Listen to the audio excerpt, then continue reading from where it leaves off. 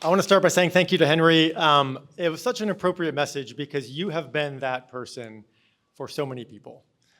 So many people in this room you have encouraged. And I was telling Henry when he showed up today, he was the first person that Denise and I went to and sat down with and showed him I'm not even sure you could call it a pitch deck at that point, but showed him what we were thinking, and we left feeling like, okay, Henry believes in us.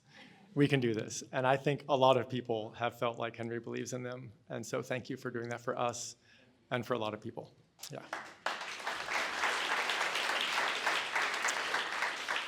I want to end by just talking a little bit about technology and a little bit about the journey and why I feel like this is a really important topic for us to address. The questions for me began maybe about a decade ago when we first installed smart light switches in our home. And we had one of the beta versions of Alexa. And so we had that really cool thing. And I want you to imagine that I'm sitting down Friday evening, my 5 kids are on the couch, my wife is with me, we're about to start the movie, and I say, Alexa, turn off family room lights. And the room goes dark. And we watch our movie and we have a great time. And then, after everything's over, I speak again with a clear voice and I say, Alexa, turn on family room lights.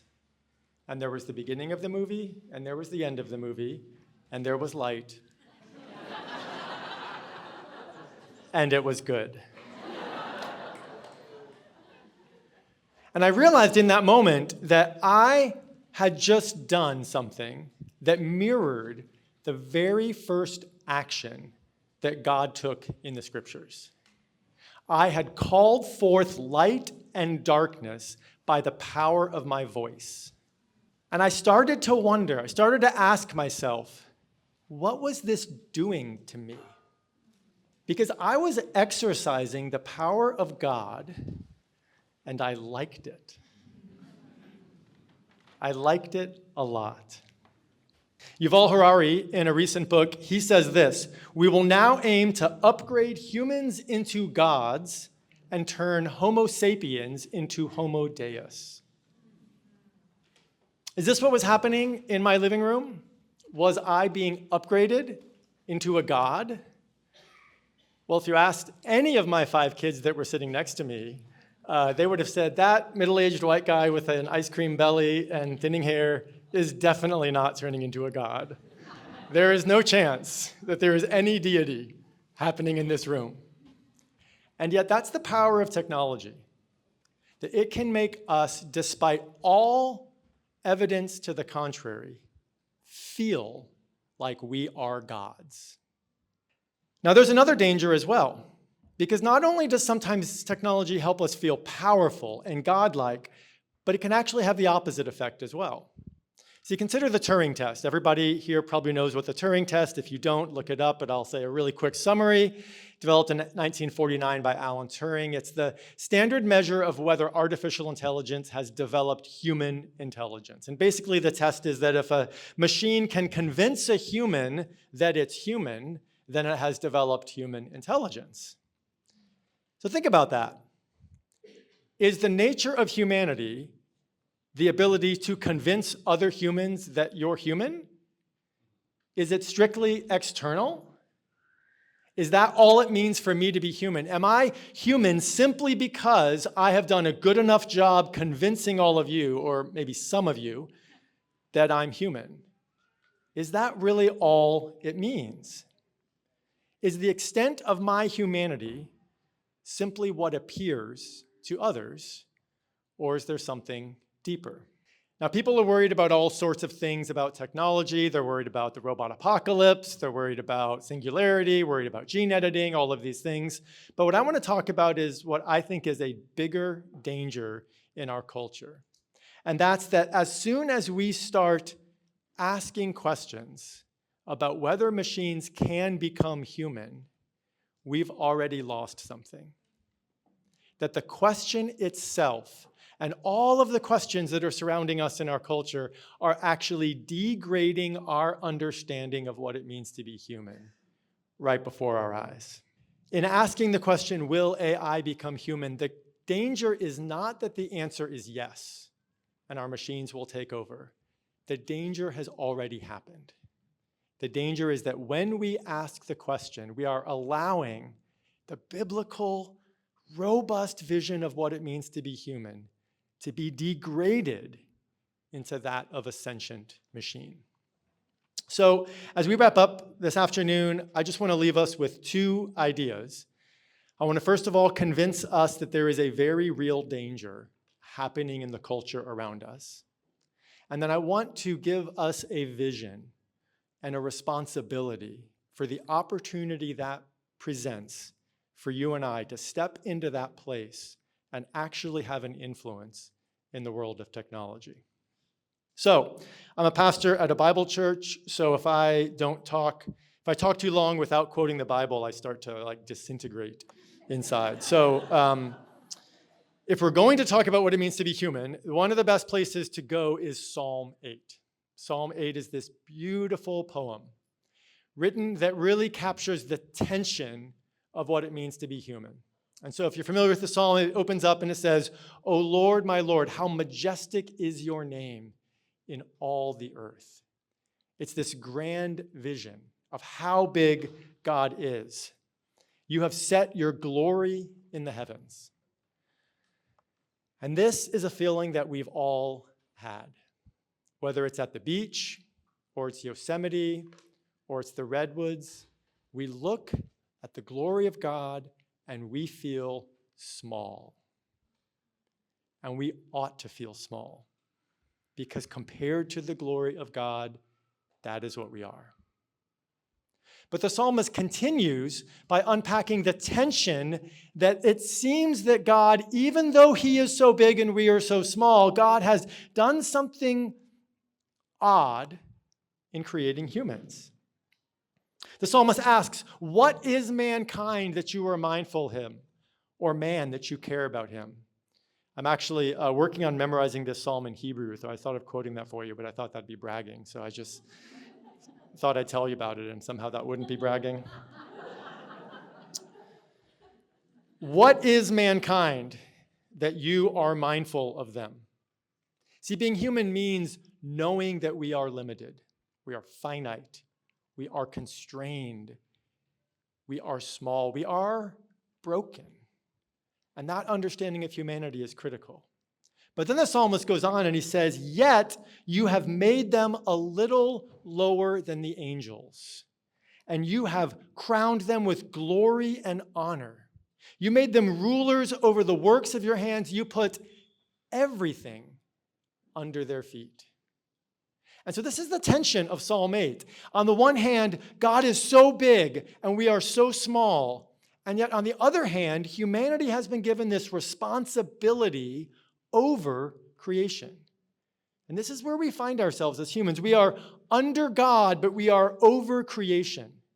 We serve the God of the universe and we rule over the works of his hands.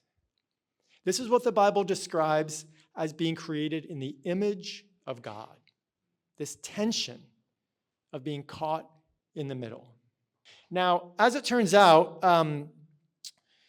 throughout history, one of the strategies of our spiritual enemy has been to cloud that nature of what it means to be human, to misshape it in our minds. And one of the best ways to do that, because we are trapped in the middle, because we are under God and over creation, it's not that hard to move us one of those two directions and get us to think that we are either more than we are or less than we are. Now, for the enemy, it doesn't really matter which one. Either direction is sufficient, because in both cases, the vision of what it truly means to be human has been lost. So that when I was experiencing the first act of God by turning on and off my lights with my voice, I experienced the thrill of feeling like God, and I was moved up on that spectrum. But the thing that's happening now is the opposite.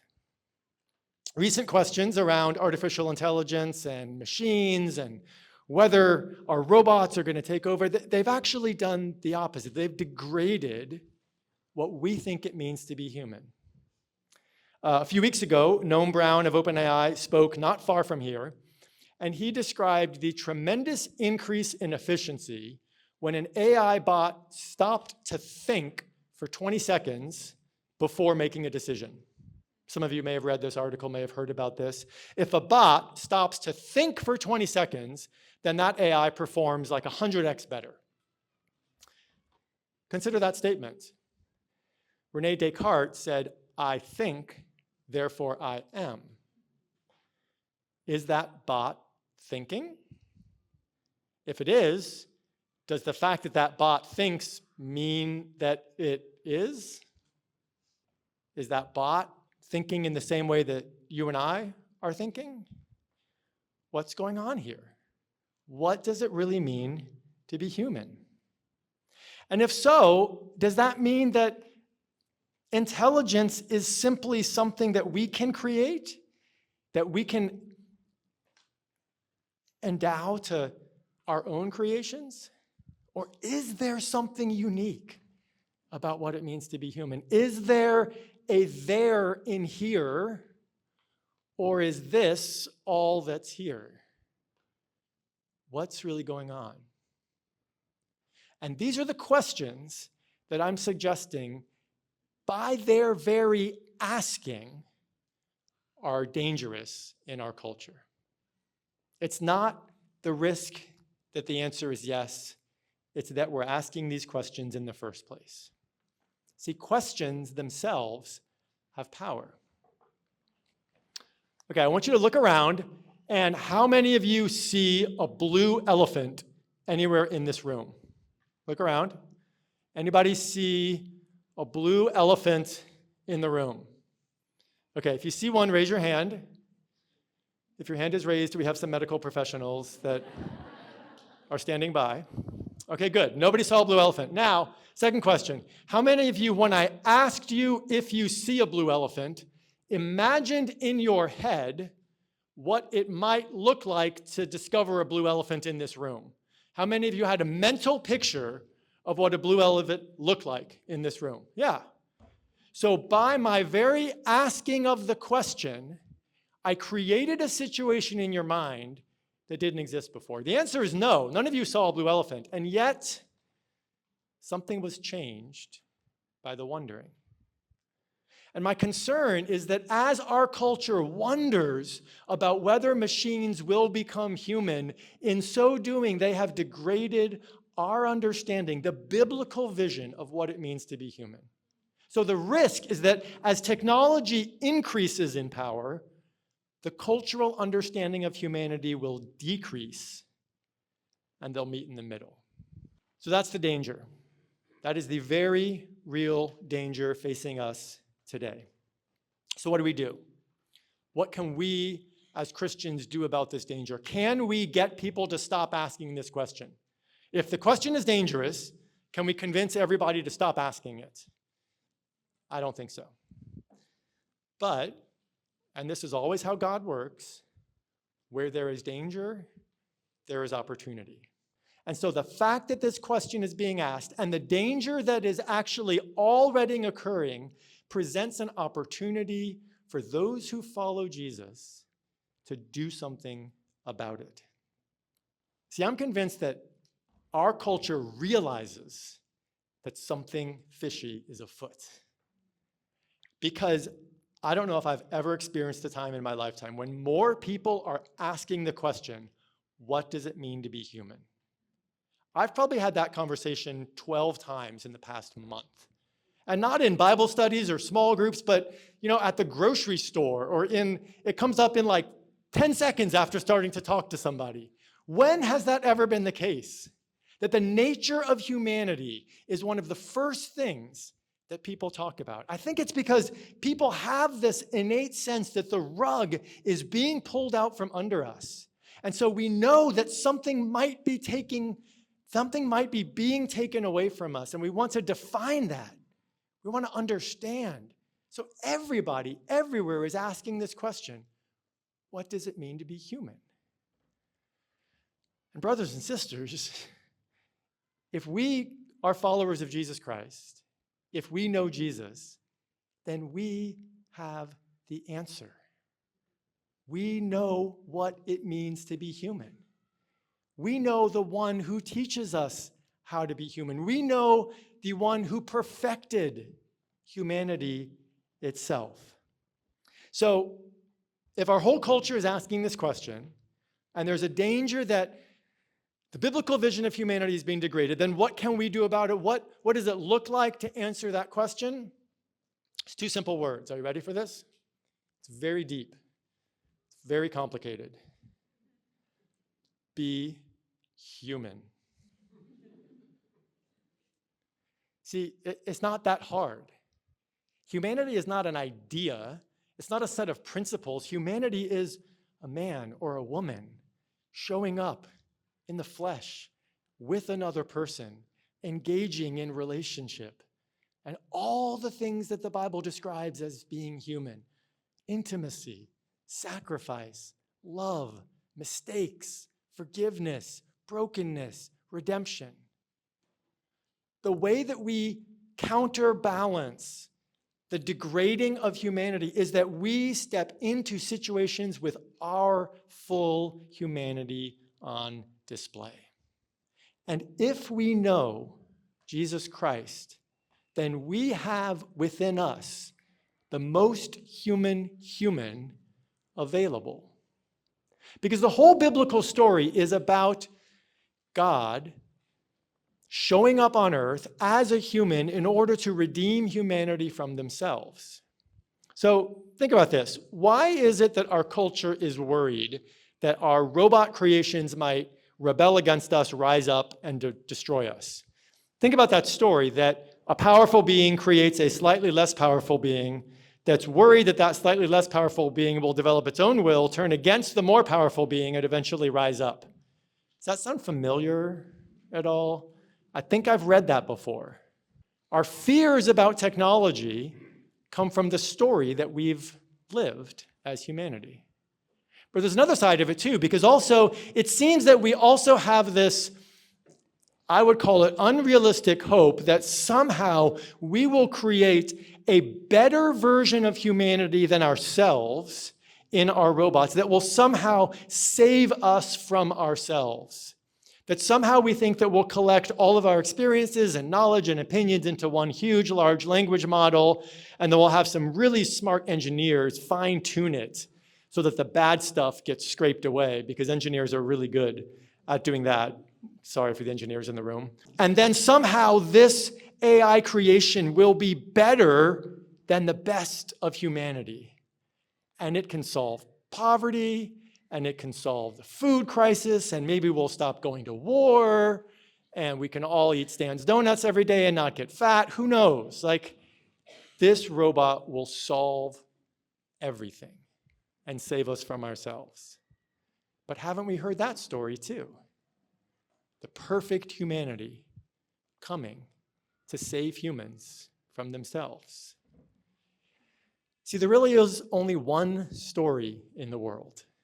There is one story, and that is of God who created something incredible, watched it fall and rebel, and then became human himself to redeem it, to save it from itself, and restore it to glory in the end.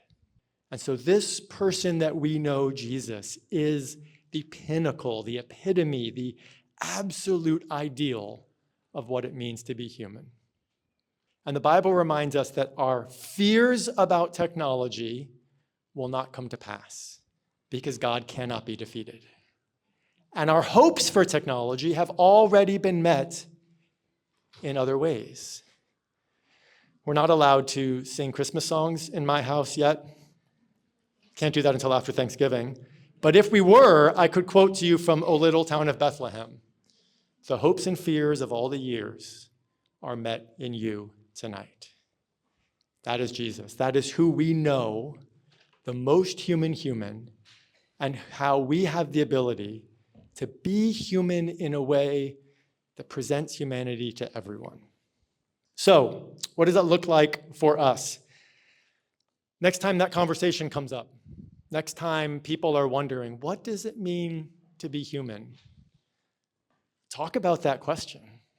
What does it mean to be human? doesn't it mean intimacy? Doesn't it mean forgiveness? Doesn't it mean brokenness redeemed? And don't we, as people who know Jesus, have this incredibly compelling vision of a robust humanity that is the vision of being human that everybody is looking for? Jesus, as always, has been the thing that draws people to God. He is the picture of humanity. So remind people. They know. Everyone knows what it is to be human. They're afraid. We can remind them. And then also, as we build, as we create, as we enter into the world with our creative potential, we are building things. We are creating things, companies, products, industries that serve humanity, the fullness of what it means to be human. That's the call. My challenge for us is to consider that we, as followers of Jesus, are stewards of the Imago Dei. You aren't just created in the image of God. You are created as a steward of the image of God, to go into culture and to defend and display and celebrate and explain and live out what it means to be created in the image of God. There is a danger in this world. As in every culture, people are losing their vision of humanity. But that's where God steps in. And that's where you and I have the privilege of stepping into the gap and offering a robust picture of what it looks like to be human. And I have to say that I am really encouraged by this group and by the movement that I am sensing in the Bay Area. I was walking last night, praying about today, and this may seem cheesy, but the wind was blowing through the trees, and I just heard God saying, my spirit is moving. My spirit is moving. And actually, I was looking at my notes right now a few minutes ago, and I was standing out there, and the same wind was blowing through those trees, and there was this just soft rustle. And seeing all of you in this room, and the excitement and the energy and the enthusiasm and all the partner organizations and everybody that's been doing all of this kind of stuff in the Bay Area, the Spirit is moving in the Bay Area. Do you sense that? Do you sense the Spirit at work? As he always is, but there is something special, something unique happening, and I am thrilled that God would allow us to be a part of it, and I am expectant to see what God will do through us, how he will influence this incredibly unique part of the world through us and influence the rest of the world through that work. So let's go forth. Let's carry out our role as stewards of the Imago Dei, and let's show the world around us what it really means to be human. Amen.